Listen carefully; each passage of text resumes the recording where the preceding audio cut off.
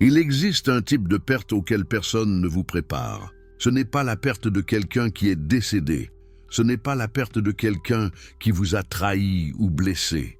C'est la perte de personnes que vous aimez profondément, mais qui ne peuvent tout simplement plus marcher à vos côtés. Et ce qui rend cette perte particulièrement douloureuse, c'est qu'elle se produit précisément parce que vous évoluez. Vous devenez une meilleure version de vous-même, et d'une certaine manière, cela crée une distance que personne ne sait nommer. Peut-être avez-vous déjà ressenti cela, cette étrange sensation lorsque vous rencontrez un vieil ami et réalisez que la conversation ne coule plus comme avant. Il n'y a pas eu de dispute, il n'y a pas eu de rancune, mais il y a quelque chose dans l'air, une sorte de vide inconfortable, là où il y avait autrefois une connexion naturelle. Vous essayez de remplir cet espace avec des questions sur le travail, sur la vie, sur rien qui importe vraiment. Et quand vous vous dites au revoir, vous ressentez un pincement au cœur, parce que vous savez que quelque chose de fondamental a changé entre vous. Ou peut-être est-ce avec votre famille. Ces personnes qui vous connaissent depuis toujours, qui devraient être votre refuge, mais qui vous regardent maintenant avec un mélange de confusion et de jugement. Vous essayez de partager ce que vous apprenez, ce que vous découvrez sur vous-même, sur le monde. Et elles répondent par un silence gênant ou par des commentaires qui le disent clairement, vous avez trop changé. Vous vous êtes éloigné de ce qu'elles connaissent. Et d'une certaine manière, cela vous fait vous sentir coupable. Parce que c'est ce qui arrive quand vous commencez vraiment à grandir. Vous ne changez pas seulement vos opinions ou vos habitudes. Vous changez la fréquence à laquelle vous vibrez. Vous commencez à poser des questions qui ne vous dérangeaient pas auparavant. Vous commencez à remettre en question des choses que vous avez toujours acceptées comme normales. Et soudain, vous regardez autour de vous et réalisez que vous parlez une langue que les gens autour de vous ne comprennent plus. Et le pire, c'est que vous ne pouvez pas revenir en arrière. Ce n'est pas comme si vous pouviez simplement désactiver cette nouvelle conscience et faire semblant de vous soucier toujours des mêmes choses superficielles qui occupent la vie de ceux qui sont restés figés dans le temps. Vous essayez, Dieu sait que vous essayez. Vous vous forcez à rire des mêmes blagues, à participer aux mêmes conversations vides, à feindre l'intérêt pour des drames qui ne touchent plus votre cœur. Mais chaque tentative ne fait qu'accroître le sentiment de solitude. Parce que la solitude n'est pas nécessairement d'être physiquement seul. La vraie solitude, c'est d'être entouré de gens et de sentir qu'aucun d'eux ne peut vous atteindre là où vous êtes vraiment. C'est de réaliser que vous vivez dans des couches de profondeur dont ils ignorent même l'existence.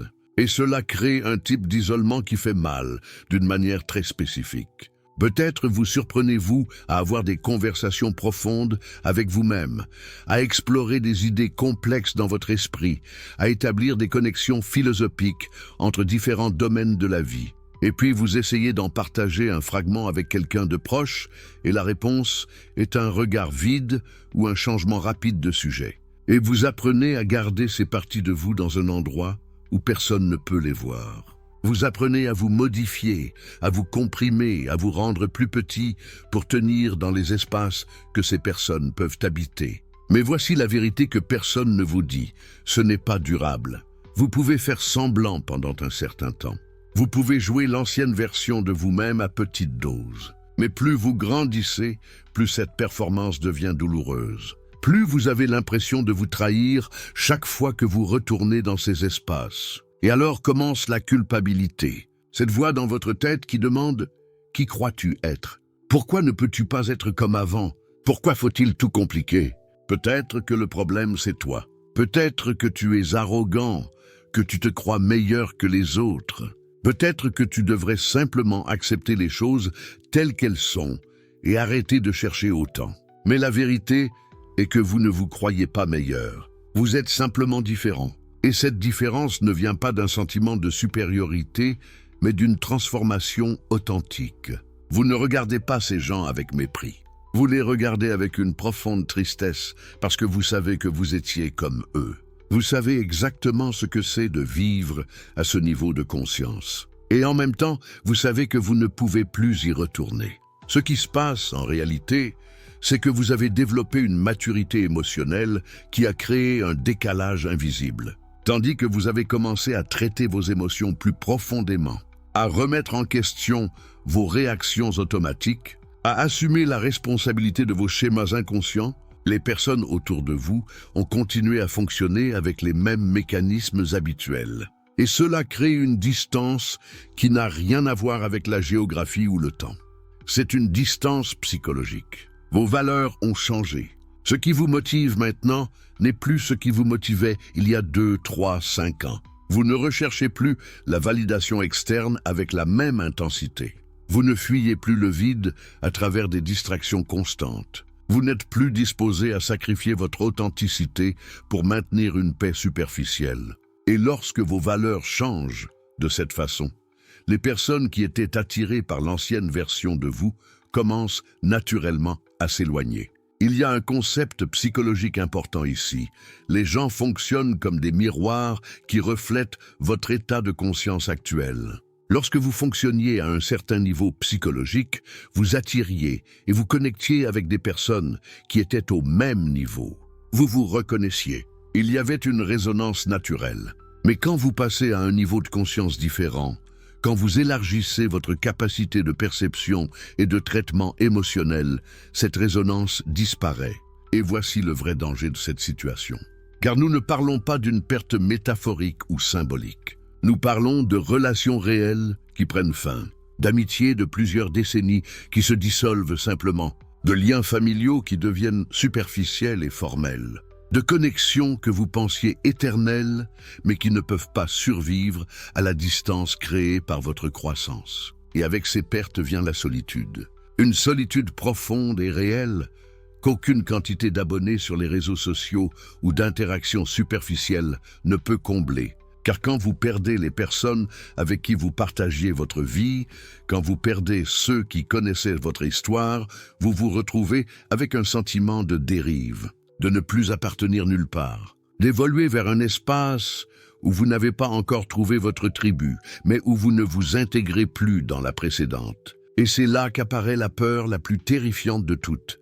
Si je continue de grandir, vais-je perdre tout le monde ? Le prix de l'authenticité est-il de se retrouver complètement seul? Y a-t-il un point où ma croissance personnelle va m'isoler tellement que je n'aurai plus personne à mes côtés? Cette peur est réelle et elle est valide. Car la vérité est que oui, vous pouvez perdre des personnes importantes dans ce processus. Vous pouvez vous retrouver dans des situations où vous devez choisir entre compresser la personne que vous êtes en train de devenir ou accepter l'éloignement de ceux qui ne peuvent pas suivre votre cheminement. Et il n'y a pas de réponse facile à ce dilemme. Mais voici ce que la plupart des gens ne comprennent pas à propos de cette perte. Voici la partie qui change complètement la façon dont vous interprétez ce qui se passe. Car ce n'est pas seulement une tragédie personnelle ou un effet secondaire malheureux de la croissance. C'est une partie d'un processus psychologique profond qui a un nom, qui a une structure, qui a été étudiée et compris par certains des plus grands penseurs de la psychologie humaine. Carl Jung a consacré des décennies de sa vie à tenter d'expliquer exactement ce qui vous arrive en ce moment. Il a observé ce schéma se répéter dans d'innombrables vies, dans différentes cultures, à divers moments historiques. Et ce qu'il a découvert change complètement la façon dont vous pouvez faire face à cette douleur. Car lorsque vous comprenez le pourquoi psychologique et philosophique de cette séparation, lorsque vous saisissez l'architecture profonde derrière ce phénomène, vous cessez de voir cela comme une simple perte tragique. Vous commencez à le voir comme une étape nécessaire d'un processus bien plus vaste. Une étape qui, aussi douloureuse soit-elle, vous mène vers quelque chose de fondamental pour votre individuation en tant qu'être humain. La réponse réside dans une vérité psychologique que Jung a passé des décennies à tenter d'expliquer. Et elle change complètement la façon dont vous percevez cette perte. Jung a appelé ce processus l'individuation, la séparation psychologique du collectif. Et voici ce que la plupart des gens ne comprennent pas. Quand vous commencez à vraiment grandir, vous ne faites pas seulement changer vos habitudes ou apprendre de nouvelles choses. Vous vous séparez de la psyché collective, dont vous avez toujours fait partie, de l'identité partagée, de l'accord silencieux de « voilà comment nous sommes ». Votre famille a une identité collective. Vos amis ont une identité collective. Et pendant des années, vous vous êtes modelé pour vous intégrer à cette forme. Vous avez supprimé des parties de vous-même, en avez exagéré d'autres. Tout cela pour maintenir l'harmonie, pour appartenir. Mais l'individuation, le processus de devenir qui vous êtes vraiment, exige que vous vous en sépariez. Et voici la vérité brutale. Les gens autour de vous peuvent ressentir cette séparation avant même que vous ne compreniez ce qui se passe. Ils vous sentent vous éloigner de l'identité partagée, et cela les effraie.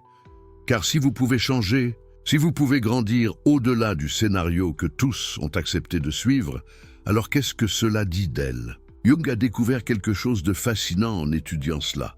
La peur que les gens ressentent lorsque vous changez n'est pas à votre sujet. C'est à propos d'eux-mêmes. C'est la peur qu'ils devraient, eux aussi, être en train de changer. Et ils ne le font pas. Alors, ils font ce que tout système fait quand une partie essaie de se séparer. Ils essaient de vous tirer en arrière. Pas par méchanceté, pas consciemment, mais parce que votre changement menace l'équilibre qu'ils ont construit, la narration qu'ils racontent sur qui vous êtes ensemble. Et vous le ressentez. Vous sentez la résistance, les blagues subtiles qui minimisent votre croissance, les silences inconfortables lorsque vous parlez de quelque chose qui vous tient à cœur, la façon dont ils changent de sujet lorsque vous mentionnez vos nouveaux intérêts. Ce n'est pas un rejet de qui vous êtes, c'est la peur de perdre celui que vous étiez. Mais voici où cela devient encore plus profond. Jung parlait de quelque chose appelé l'ombre, les parties de vous-même que vous avez supprimées pour vous intégrer, les vérités que vous n'avez jamais dites, les désirs que vous n'avez jamais poursuivis, les aspects de votre personnalité que vous avez cachés parce qu'ils n'étaient pas acceptables dans le groupe. Lorsque vous commencez à grandir, ces parties commencent à émerger, et les gens qui vous connaissaient avant, ils ne reconnaissent pas ces parties. Parce que ces parties n'ont jamais été autorisées à exister lorsque vous étiez ensemble. Donc, de leur point de vue, vous êtes en train de devenir quelqu'un qu'elles ne connaissent pas. Quelqu'un qui les met mal à l'aise. Quelqu'un qui ne correspond plus à l'histoire qu'elles racontent sur vous. Et de votre point de vue, vous êtes enfin en train de devenir vous-même. C'est ça le conflit. Il ne s'agit pas de s'éloigner des gens. Il s'agit de grandir vers vous-même et de découvrir que certaines personnes ne pouvaient vous aimer que lorsque vous étiez petit. Il existe une vieille métaphore sur les crabes dans un seau. Si un crabe essaie de sortir, les autres le tirent vers le bas. Non pas parce qu'ils sont méchants, mais parce que c'est le comportement instinctif du système. Les systèmes humains fonctionnent exactement de la même façon. Lorsque vous commencez à sortir du seau, lorsque vous commencez à penser différemment, à agir différemment, à vouloir des choses différentes, les gens autour de vous essaient instinctivement de vous tirer vers le bas, parce que votre départ les oblige à confronter pourquoi ils sont encore là. Nietzsche a mieux compris cela que quiconque. Il a écrit sur le courage nécessaire pour rester seul, non par fierté, non par orgueil, mais parce que le chemin vers l'authenticité passe souvent par la solitude. Il a dit que la plupart des gens préfèrent la médiocrité confortable du troupeau à la solitude inconfortable de la grandeur. Et voici ce que cela signifie en pratique. Dépasser votre groupe de pairs est psychologiquement douloureux, parce que vous affrontez quelque chose qu'ils ne sont pas prêts à affronter. Vous choisissez l'inconfort de la croissance plutôt que le confort de la conformité. Et cela crée une distance qui ne peut être comblée par des conversations décontractées ou des rencontres occasionnelles. Parce que maintenant, vous vivez dans des réalités psychologiques différentes. Nietzsche avait un concept profond pour cela. La mort fati, l'amour du destin. Et appliqué à cette situation, cela signifie accepter que la perte n'est pas la épreuve d'un échec. C'est une partie nécessaire de la croissance. C'est une partie du processus de devenir qui vous êtes vraiment. Vous ne pouvez pas grandir et rester au même endroit. Vous ne pouvez pas évoluer et maintenir toutes les relations intactes. Vous ne pouvez pas devenir vous-même et toujours correspondre parfaitement à votre ancienne vie. Quelque chose doit céder. Et généralement, ce sont les relations qui ont été construites autour d'une version de vous qui n'existe plus. Mais c'est là que cela devient transformateur. Nietzsche a dit que les plus grands esprits doivent apprendre à rester seuls avant de pouvoir être véritablement compris. Et ce qu'il a voulu dire par là est profond. La solitude n'est pas une punition, c'est une préparation. Parce que lorsque vous cessez d'essayer de vous intégrer dans des espaces devenus trop petits, lorsque vous cessez de supprimer des parties de vous-même pour maintenir des relations qui exigent que vous restiez petit, quelque chose change. Vous créez enfin de l'espace pour les personnes qui peuvent vous rencontrer là où vous êtes vraiment. De l'espace pour des relations basées sur qui vous êtes en train de devenir et non de qui vous étiez. De l'espace pour des connexions qui n'exigent jamais que vous vous diminuiez. Et ces relations, lorsqu'elles apparaissent, sont complètement différentes, parce qu'elles ne sont pas basées sur une histoire partagée. Elles ne sont pas basées sur la commodité. Elles ne sont pas basées sur qui vous étiez à 18 ans ou 25 ans ou toute ancienne version de vous-même. Elles sont basées sur la résonance authentique, sur la reconnaissance profonde et mutuelle, sur deux personnes qui ont fait le travail difficile de devenir elles-mêmes et qui peuvent enfin se voir clairement. Et ces relations ne vous demandent jamais de vous diminuer. Elles vous invitent constamment à vous épanouir. Alors oui, vous allez perdre des gens. Vous vous sentirez seul. Il y aura des moments où vous vous demanderez si la croissance en valait la peine, mais cette solitude n'est pas la fin. C'est la transition. C'est l'espace entre qui vous étiez et qui vous êtes en train de devenir. C'est le territoire inconfortable que vous devez traverser pour trouver les personnes qui peuvent vraiment vous voir. Car voici la vérité qui transforme toute cette expérience. La perte n'est pas la fin, c'est le filtre. La perte agit comme un filtre psychologique. Elle élimine ceux qui ne peuvent pas grandir avec vous. Et ce n'est pas de la cruauté, c'est de la clarté. Vous souvenez-vous de ce que nous avons exploré auparavant? L'individuation de Jung, l'authenticité de Nietzsche. Ce n'étaient pas des concepts abstraits, c'étaient des descriptions de ce que vous vivez actuellement. La philosophie cartographiait ce moment exact, lorsque votre croissance achève enfin le processus de devenir qui vous êtes vraiment. Et voici ce que cela révèle. Les personnes que vous perdez, elles n'auraient jamais pu vous accompagner là où vous allez, non pas parce que vous êtes meilleur, mais parce que vous avez besoin de quelque chose de différent maintenant. Et ce quelque chose de différent est incompatible avec qui elles sont ou ce dont elles ont besoin.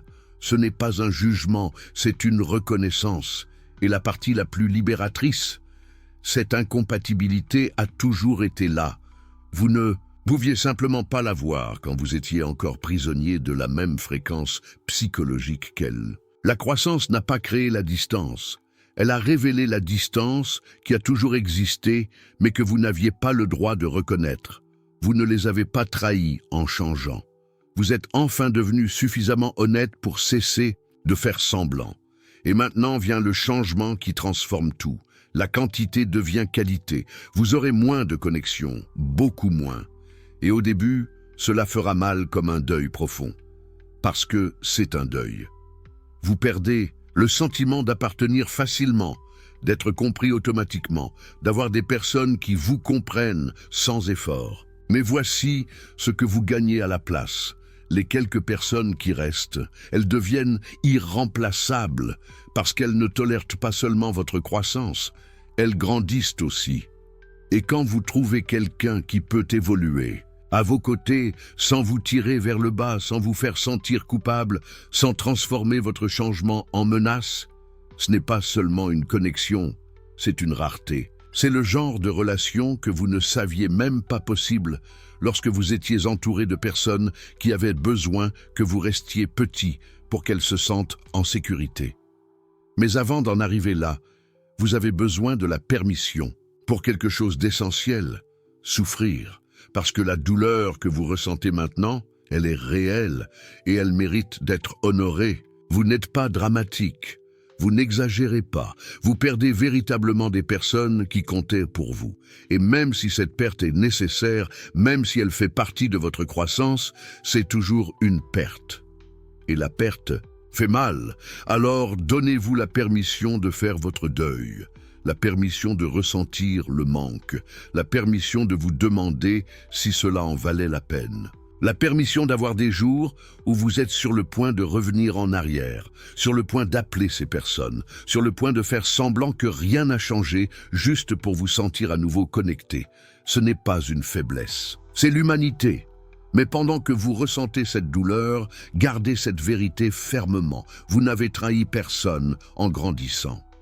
Vous avez enfin cessé de vous trahir vous-même. Car chaque fois que vous vous réduisiez pour entrer dans des conversations superficielles, trahison envers vous. Chaque fois que vous feigniez de l'intérêt pour des choses qui ne résonnaient plus en vous, trahison envers votre essence. Chaque fois que vous étouffiez vos perceptions les plus profondes parce que personne autour de vous n'était prêt à les entendre, trahison envers la personne que vous étiez destiné à devenir. Et maintenant, vous avez arrêté, non pas parce que vous êtes cruel, mais parce que vous êtes enfin devenu gentil avec vous-même. Et qu'en est-il de ces anciennes relations qui changent? Voici comment naviguer cela avec grâce. Honorez ce qui a été. Reconnaissez que ces connexions étaient authentiquement réelles, qu'elles importaient profondément, qu'elles vous ont aidé à devenir qui vous êtes. N'effacez pas l'histoire juste parce que le présent a changé, mais acceptez ce qui est maintenant. Acceptez que des personnes aient pu être parfaites pour qui vous étiez hier, et pourtant être incompatibles avec qui vous êtes en train de devenir. Et cela ne rend personne fautif. Cela signifie simplement que vous avez suivi des chemins différents. Vous pouvez aimer quelqu'un profondément, et pourtant reconnaître que vous ne pouvez plus grandir à côté de cette personne. Ces deux sentiments ne s'annulent pas, ils coexistent. Et une partie de la maturité psychologique consiste à pouvoir maintenir cette contradiction sans avoir besoin de la résoudre. Et maintenant, nous arrivons au paradoxe qui complète tout. Voici la vérité que personne n'ose vous dire. Vous devez les perdre pour devenir digne d'une connexion véritablement authentique. Laissez-moi expliquer ce paradoxe. Tant que vous étiez entouré de personnes qui ne pouvaient pas vous suivre dans votre ascension, vous n'aviez pas l'espace psychologique pour reconnaître ce dont vous aviez vraiment besoin. Vous étiez trop occupé à tenter de sauver les anciennes relations, trop occupé à traduire qui vous étiez en un langage qu'ils pourraient comprendre, trop occupé à gérer la culpabilité de votre transformation. Mais quand vous lâchez enfin prise, quand vous acceptez que certaines personnes restent en arrière, alors quelque chose d'étrange se produit. Vous cessez de chercher la validation externe. Vous cessez d'avoir besoin que tout le monde vous comprenne. Vous cessez de déformer qui vous êtes pour tenir dans de petits espaces. Et cette solitude, cette absence totale de validation constante, elle crée quelque chose de profondément puissant, une force psychologique silencieuse et inébranlable. Vous apprenez enfin à vous faire confiance sans besoin de témoins. Vous apprenez que vos perceptions sont infiniment valides, même quand personne d'autre ne les reconnaît. Vous apprenez que grandir exige parfois de marcher seul d'abord, pour pouvoir ensuite marcher aux côtés des bonnes personnes. Et c'est précisément cette force, cette autonomie psychologique authentique qui attire magnétiquement les bonnes personnes. Parce que voici la synchronicité profonde que Carl Jung a cartographiée toute sa vie. Quand vous élevez votre niveau de conscience, vous commencez inévitablement à rencontrer des personnes opérant au même niveau. Non pas parce que vous les recherchez activement, mais parce que vous émettez enfin une fréquence radicalement différente. Vous n'avez plus besoin de foule bruyante, vous avez besoin de résonance authentique. Et cette résonance n'apparaît jamais là où il y a du bruit constant. Elle apparaît uniquement dans le silence sacré que vous avez créé en lâchant prise de ceux qui ne pouvaient pas grandir avec vous. Alors, si vous vous sentez seul en ce moment, si vous vous demandez si quelqu'un arrivera à vous comprendre dans ce nouveau lieu où vous êtes, laissez-moi vous dire quelque chose.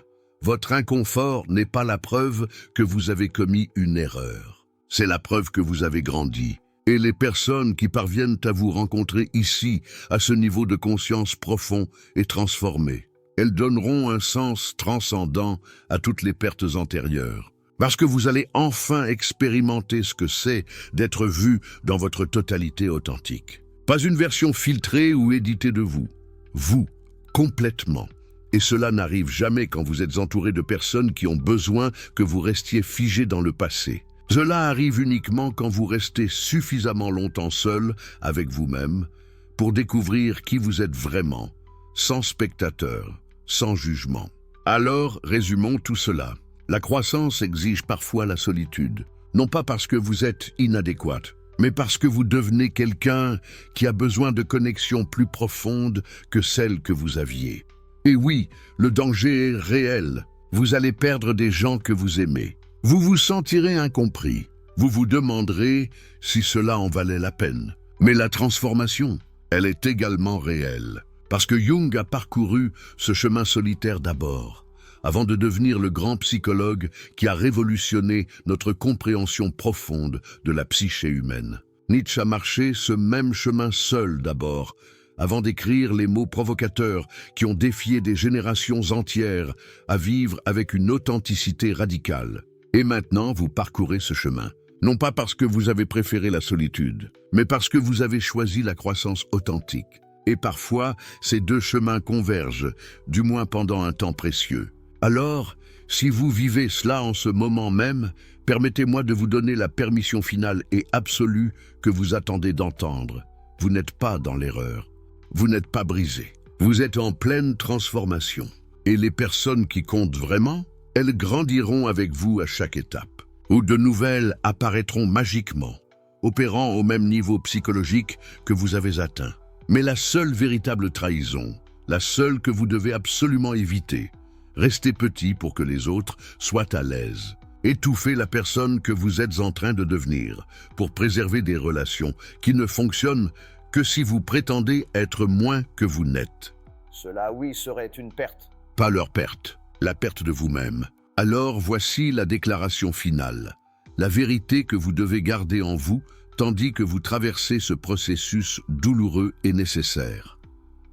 Surmonter les personnes que vous aimez profondément est douloureux. Mais devenir qui vous êtes véritablement destiné à être vaut absolument chaque perte en chemin. Et si vous traversez cela en ce moment même, si vous avez reconnu votre propre parcours dans chacune de ces paroles, partagez-le avec nous en commentaire.